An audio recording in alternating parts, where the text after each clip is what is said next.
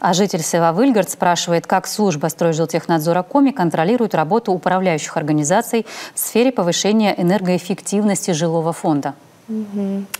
Да, действительно, к управляющим организациям предъявляются требования, в том числе и по выполнению мероприятий по энергоэффективности на общем имуществе в доме.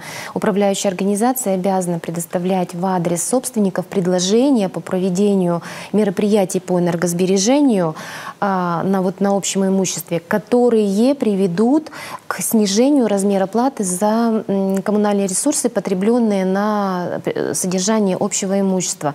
Это для примера какие-то мероприятия могут быть. Это и установка общедомовых приборов учета, и установка доводчиков на двери, и установка энергосберегающих ламп, датчиков движения, проведение, может быть, модернизации либо реконструкции тепловых узлов, утепление систем теплоснабжения, водоснабжения и многие-многие другие мероприятия. И вот если данные требования управляющая организация не выполняет, то при проведении контрольных мероприятий, когда мы эти факты выявляем, а мы можем выявить их и в ходе проведения и плановых проверок, и внеплановых проверок по обращениям граждан, то мы, опять же, есть специальная статья по привлечению управляющих организаций за несоблюдение законодательства об энергосбережении. Мы принимаем вот такие меры.